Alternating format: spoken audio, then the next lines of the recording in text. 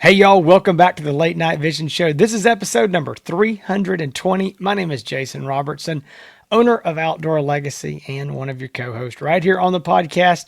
And as always, I got my other co-host, Hans, with me.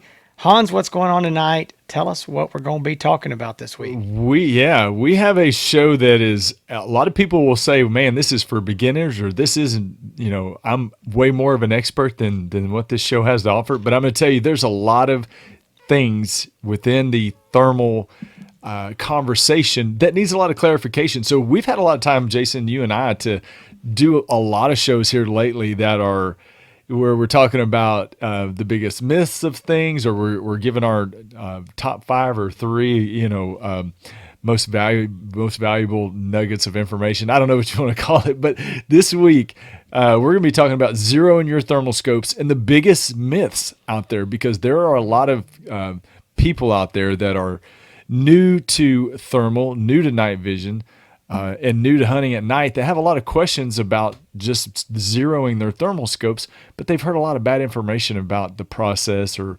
what it might involve, or some of just the things out there that are not necessarily true. We want to clear the air. We've done a show, Jason, about how to zero a thermal scope. So if you're like, you know what, I don't care about the myths because I hadn't even got to the point of knowing how to zero my thermal. I should have looked that up before we started the show. It's like in the 250s, 251 or something. You were going to be, I just I know knew you weren't going to have that. But while I'm talking, I know my good buddy's going to look it up. But I am. we I'm did a already show. looking. We did a show on how to zero your thermal scope. And again, there's a lot of different thermal scopes, different menus, a little bit different processes. But at the end of the day, the concept is almost identical as far as what you do. Yeah. So you were right. It's episode 251, and it's called How to Zero Your Thermal Scope. Pro tips. I don't know about the pro tips part, but there's some tips in there. To make it sound good, like it's worth their while. The title's got to sound good. So it's episode 251. So if you want to find that, to tell you the easiest way to do it, just do what I just did there. You can go to YouTube and type in Late Night Vision, and then type in 251. It'll come right up, or type in 0 or whatever. But anyway, So that's our generic, I guess, processes for zeroing any thermal scope. And I don't know, we talk about targets and that kind of stuff, but there are a lot of things out there that you and I hear on a daily basis, Jason, about people zeroing a thermal scope and needing a lot of clarification. So we're going to go through, we've got several of them that we're going to talk about here.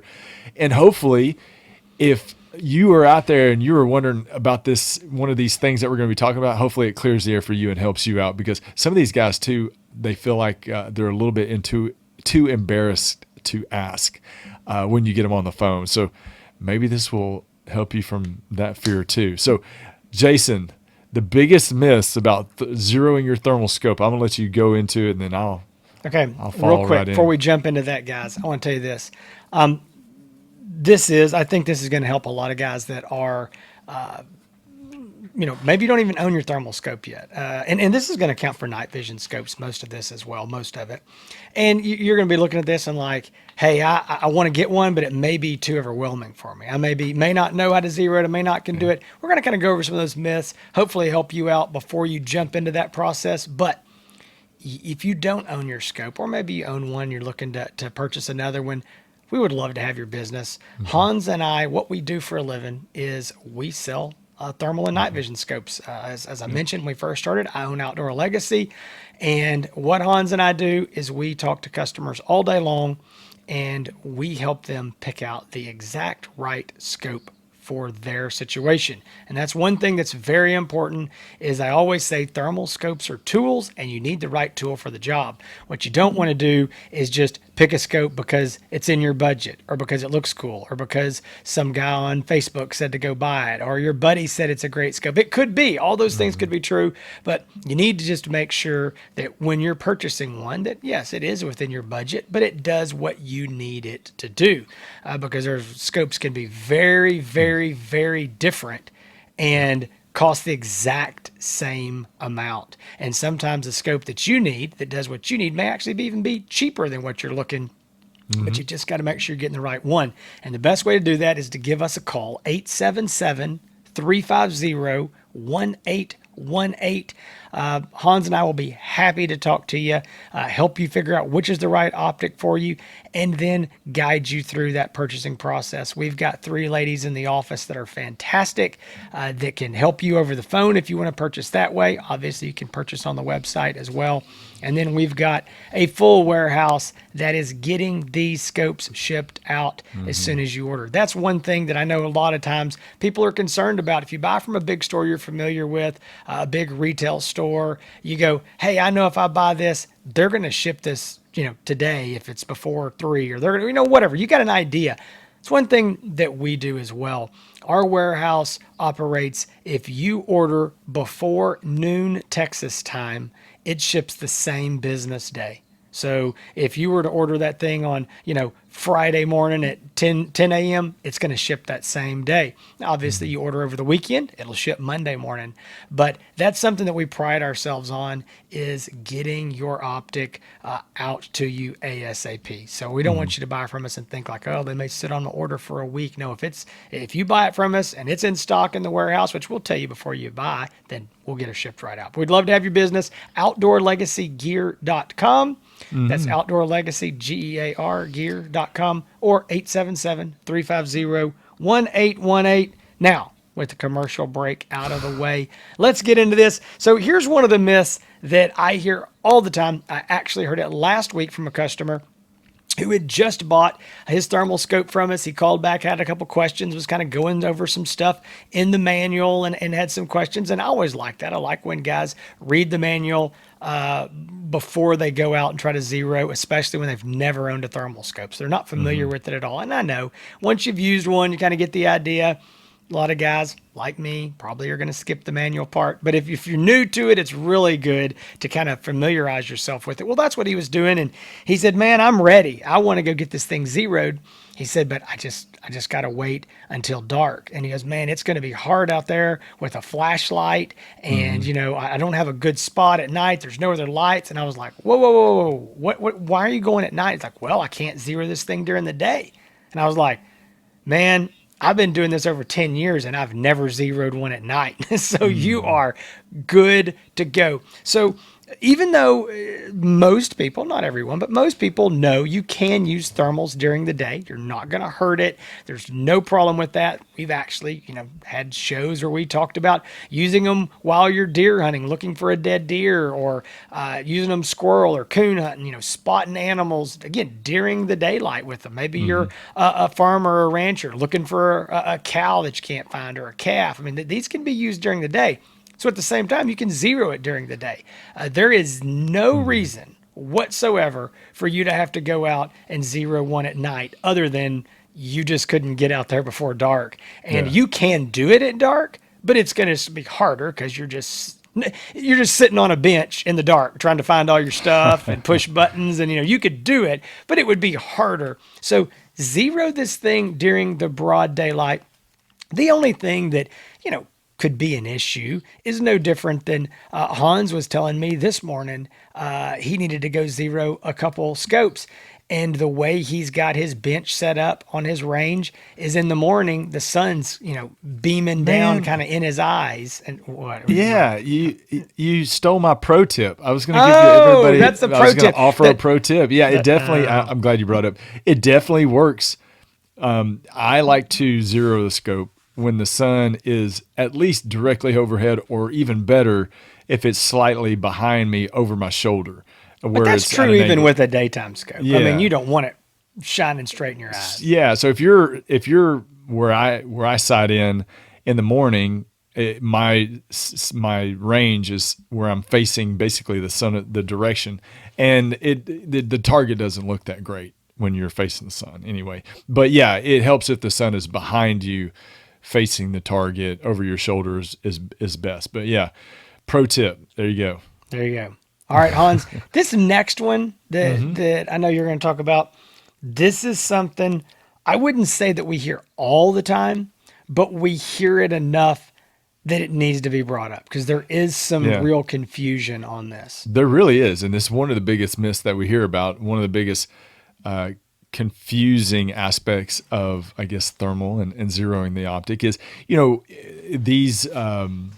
these scopes have different magnification levels. So let's say you have a 2 to 8 power scope or a 3 to 12 power scope.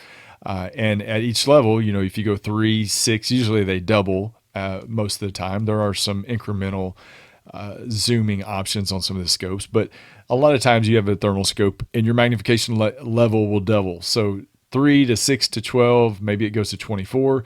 Now, when I zero a scope, Jason, now you probably know this. When I zero a scope, I shoot it on maximum magnification. So if it's a 3 to 12 power scope, I am zeroing that scope when it's on 12 power, because I like to be, see that target. I want it to be as big as possible on my screen. But when I go out and hunt, I always shoot and hunt on base magnification. So one of the biggest myths out there is, do you have to, or people will say, I know I've got to zero my scope at every magnification level. So no, you do not have to do a different zero at each step of magnification, meaning you don't have to zero it at 3 power and then zero it at 6 power and then 12 power at 24 power at the same ranges. You do not have to do that. Whatever magnification level you zero it on, it's going to be good for any step of magnification within that profile that you made. Now, if you are creating a new profile or creating a different zero at a different range, obviously, yes. In those, all of these scopes now have multiple profiles, and within a profile, they have multiple zeros that you can set up for the different yardages. But if you're within the same profile, within the same yardage setup that you did, whether it's 50 yards, you don't have to do a different zero at the same distance at each magnification step. So that is a big myth out there. Yeah, and I think I would just look at it like you do a daytime scope. I mean, you zero your, let's say you've got a 3 to 9 daytime scope, and you zero it at, let's just say 100 yards.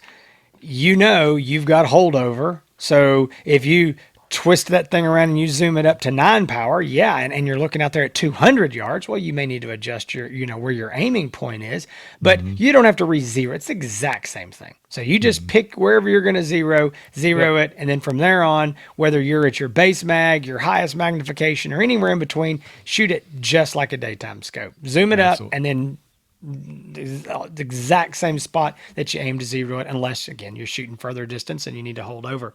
A couple more quick things on that is there was anyway a manufacturer. They're not one of the major manufacturers that, so it's, I don't even know if they still say this in their manual, so I don't want to bring it up and cause confusion. But at one point they used to say that you needed to zero their scopes at the base magnification. Like you couldn't zoom them up. And I don't know, I never did that even with their scopes and never had a problem. So I don't know. So just if that somebody may bring that up because they've seen that before.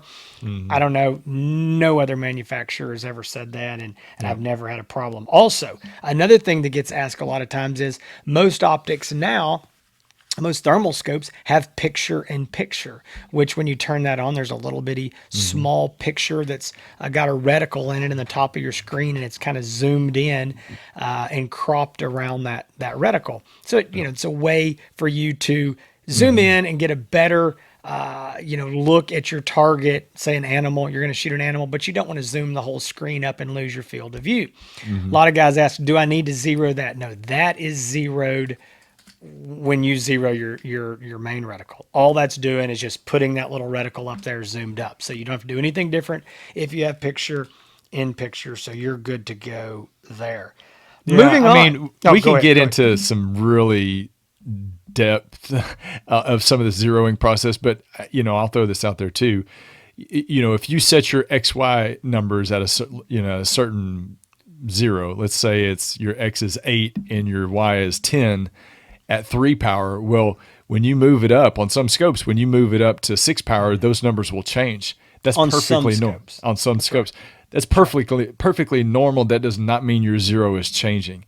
It just means that pixel that it's zeroed on, the numbers move because you're removing more pixels off the screen. It's just readjusting. It's not it's not a different zero at all. The numbers just change automatically. That is confusing. Some of the infrared scopes do that. I really wish they didn't, because it confuses people, and they're like, "Wait a minute!" They think their zero is changing. So. It's not.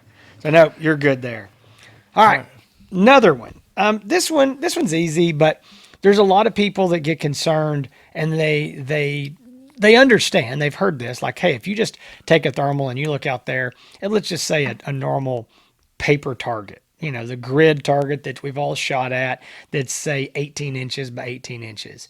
If you look at that through a thermal scope, it's just going to look like a piece of paper, because obviously that's what thermals do, is they read the different temperatures that are out there. And those lines on those grid lines don't have any different temperature than the paper, so you're not going to see them. So people realize that, and they go, okay, I got to have some kind of special target. And we've had guys, asking about, do I need to buy this or do I need to buy that? Or I saw on, Facebook, there was a special. You don't have to buy anything special. And there's some targets out there that would, work for you and probably do you really well. I know there was a company one time, Hans, that was sending us a bunch of stuff. They were, I think, out of Canada, and they had some thermal reflective heated targets, and it was some interesting stuff. They had battery packs and all kinds of weird things, and we tried some of them. They were kind of cool, but it was really unnecessary. They were expensive. There was wires involved, and so I would say no, you don't need anything like that. What Hans and I use is, and I'm trying to not I'm holding sneeze. it up right here. You got it. I'm over here about to sneeze. Well, here, I'll just say what I use. I mean, people ask all the time, what do you use? I use a piece of cardboard, and this right here is tinfoil tape, just tinfoil duct tape. It's, you can see that's probably a couple inches by a couple inches, but that's all I use for a target. It's very easy. And that's why I say it's good with the sun over your shoulder, behind you over your shoulders, because it reflects off of that tape, shows up really nice in the thermal. Very, very nice. So if you want more of that kind of info, if you're like, what are they talking about? We get into that in that episode 251 on the zeroing. Mm-hmm. But again, one of the, people think you got to have something special. A lot of people, and you don't. Also, yes, I know it's going to come. You can use hand warmers. You can use different things like that. You can use ice cubes in Ziploc. There's a lot of different things you can do. But I do think one of the easiest is just simply the tinfoil. Now, I'll tell you what some thermal manufacturers are doing now, which is really cool, and I appreciate it. They're including a small little package. It's about the size of like a lens cleaner for your glasses, a little alcohol wipe, and you open it up, and inside there, it's like a hand warmer, but it's small. And you put that on your target, it heats up, and you can see that and use it as your bullseye. That's better than the old hand warmers that we used to use. That's what everybody used to use, was hand warmers. The problem with a hand warmer is it's too big, and it's big, and you put it up there and it gets so hot that it heats up the whole target, and before you know it, you're shooting at something the size of a softball. So those little small warmers that some of the thermal manufacturers are putting with the scopes, those are really good. I like those. But the tinfoil or the reflective like HVAC tape that Hans is probably showing right there, that's what I love. That's the best. It's easy. I don't have to do anything. Just tape it on there, stick it on there, use a thumbtack, whatever. Put that in the center of your piece of cardboard, and you're good to go. Yeah, absolutely. Yeah. All right, so that's another myth. Let's clear up one more. Well, we got a couple more. But another big myth that people have when it comes to zero in a thermal scope is if my scope dies, if the batteries run out, is sitting in a safe, or if the batteries die, or the CR123s or whatever, if the power supply for that scope dies, then I lose my zero completely. That is not true. And here to talk about the physics and the engineering behind that, Jason will explain why. No, I'm just throw you under the bus. You don't. You're not going to lose your zero, y'all. If you're zero, I can explain it simply. Hold on a minute. When your computer dies, do you lose all the information that's saved in there? When your cell phone dies, do you lose all the information? No. Why? Because it's saved to memory. It is in there. And that is exactly what is happening with your zero. Now, am I going to say that there's no possibility? I just stole this from you, Hans. But I'm going to say there's no possibility that the battery literally went dead for 6 months or a year or 2 years or what, and nothing could happen? No, I'm not going to say that it's impossible. But I'm going to say it is extremely unlikely. It would be something abnormal happened for that to happen. But no, pulling the battery out, charging it, putting new batteries in, the thing runs out, runs out of battery, whatever. You will not lose your zero. Hans, Absolutely. I'll let you finish that. I just stole it from you, but go ahead. I handed it to you. No, you're You did. exactly right. It's not going to, you're not going to lose your zero, but you're right. You think about it. I mean, I've got a laptop right now that I haven't used in forever. The battery's probably been dead for a year. If I charged it and turned it back on, all my icons, all my folders are going to be right there on that That's right. desktop. So you're not going to lose it, but there are times when people say, I left the scope in my safe for a couple months and I came out and my zero is gone. Well, that's not common. That's not normal. But if No, you are leaving it there for a long time, who knows what could happen if you lose absolute that's power. But not normal. if your scope dies on you and you're out in the field and you got to run home and charge it or whatever, you're not going to have to re-zero your scope. So No. don't think that. These things are a piece of technology. It's an electronic, and that's one of the biggest concerns that a lot of people that call in for a scope that they're like, man, they just don't understand it, and the fact that they don't understand it or they don't feel comfortable with some technology makes people real skittish about wanting to invest money, especially a lot of money in something like this. But when you find out at the end of the day that these things are not that complicated to operate, it's not that intimidating after you use it after a while. And you get through some of these things that you've heard that are not right or untrue, it does make you feel more comfortable about using this. So you're not going to have to worry about losing your zeros just because you're swapping a battery out. Well, And yeah, yeah. I think that transitions into the last point yeah, again, there it is does. this concern of, hey, it's technology, it's complicated, it's expensive. I don't know how to run this. And they're not. I mean, guys, it is extremely rare in all of our years of doing this, Hans and I both, to find somebody of any age that just can't do it. Okay. It's just really, really, really rare. And I'm convinced that if you want to do it, you can do it at any age, because they're just not that complicated. And yeah, it might take some people longer. I mean, we get guys that call and say, man, I can't, turn my TV on. I don't know which remote to use. And I'm kind of like, well, you don't have to be old to have that problem. I mean, I Yeah, can, exactly.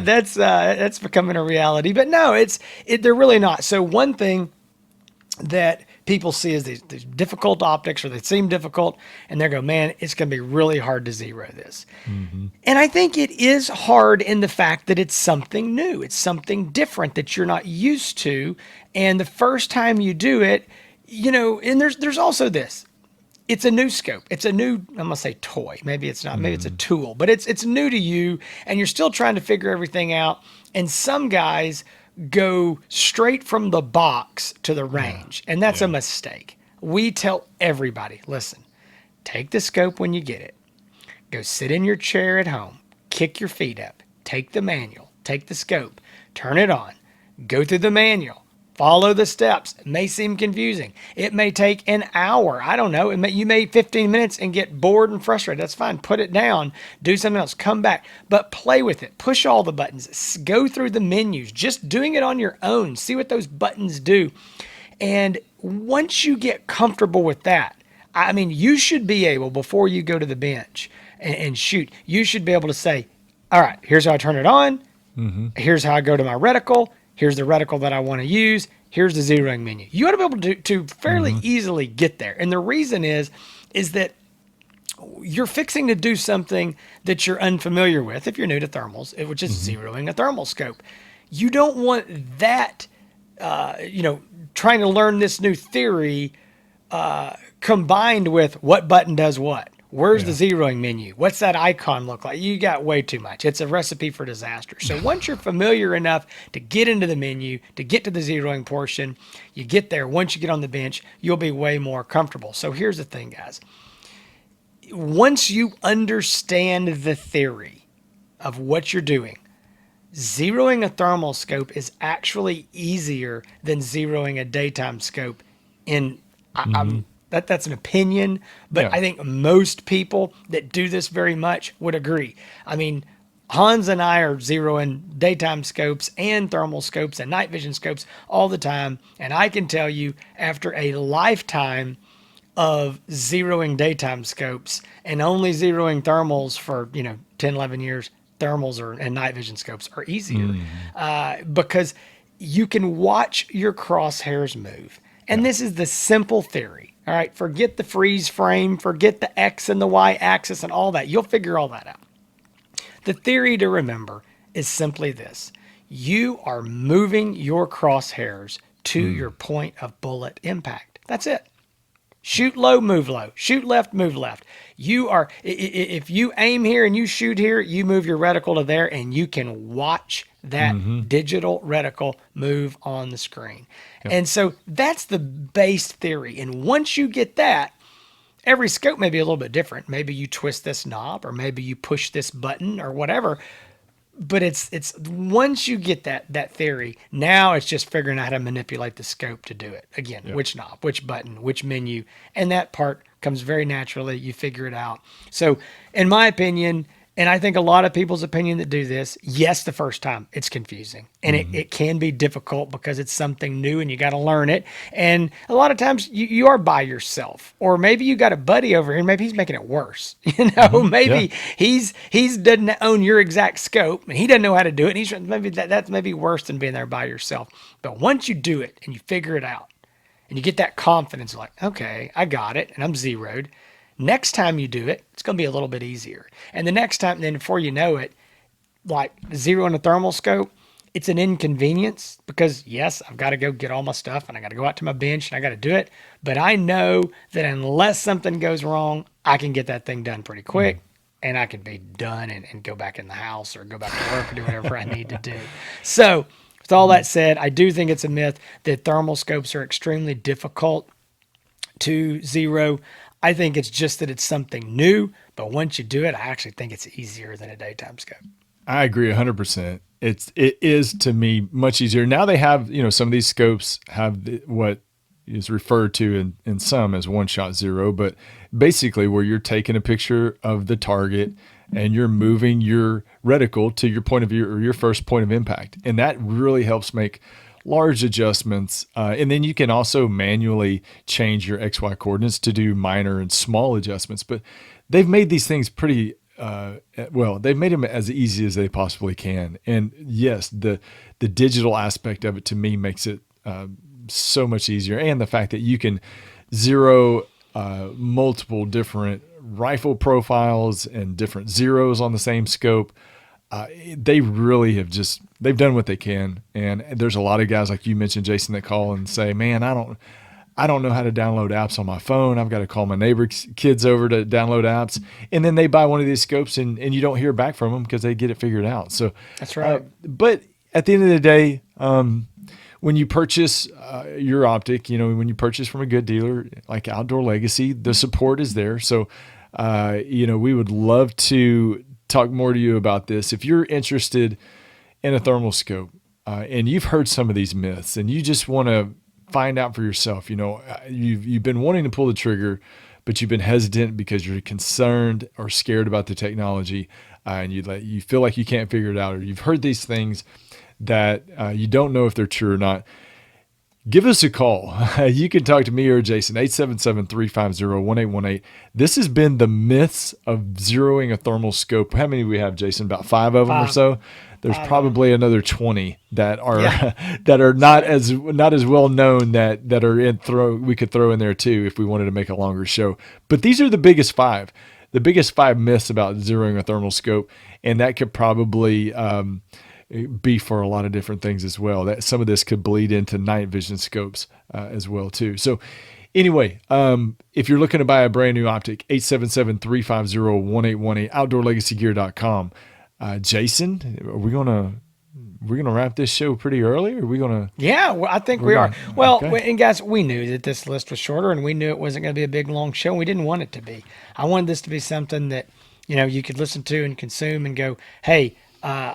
This isn't a step-by-step. Like I said, we have more of that in that episode 251. Hans has got, I think he's got I don't know what they call it, a reel or a short or whatever it is on YouTube. That thing popped up on there. It just sounded like my grandpa trying to explain it is what my I do. Grandpa. I'm getting it. Well, I know. And he's got it showing you actually how he does the zeroing. And so there's a lot of information out there on how to do it. But again, if you bought your scope from us and you need help, then that's what we're here for. If you bought your scope from somewhere else, you need to call that dealer, and that's what they should be there for, is to help answer those questions and help you kind of get that little kickstart or jump start that you need. I will tell you the hardest ones are when a phone call and the guy's sitting at the bench and Yeah. he's got his rifle and he's like, okay, where do I start? Like, oh man, this is going to be difficult because he's sitting there sweating and ready to get this thing done. That's a lot harder. But yeah, call before you go out there to the range if you're confused. But I think once you get That's behind the scope and mess with it, I think you'll figure out it's not okay. that big a deal. But guys, Yeah. hope you enjoyed this show. Like I said, I was mentioning that other content. That's one thing that I think we pride ourselves on, and I'm so thankful to have Hans around. Most of y'all, you know him more than anything else, and that's from his YouTube channel, the Hans ETX YouTube channel. That's HANSETX. You search that on YouTube, and you're going to find a ton of videos from years and years of hunting, and he's got reviews. He's got nothing but hunting videos. He's got tips and tricks and all kinds of great information there on his channel as well. Just like we have here on the Late Night Vision Show. I know that you look and where this is episode 320 and you go, I ain't going through 319 other episodes, and I don't blame you, Yeah. but scroll back through some of them in the last year or so. You may find something else in there that's helpful. And you can always go to thelatenightvisionshow.com and you can find all of our past episodes there as well, and a little bit of information about the show. And, Outdoor Legacy, Hans already told you how to get a hold of us, but you can find us on all the social medias as well there. And we'd love to have your like, your subscribe, your follow, whatever it is on that social media medium. We would love to be able to connect with you. All right. We appreciate it. This has been episode 320. I don't know if we mentioned that, but I think it's 320. It's 320. 320 of the Late Night Vision Show. We will see y'all soon next Thursday and every Thursday. Y'all take care.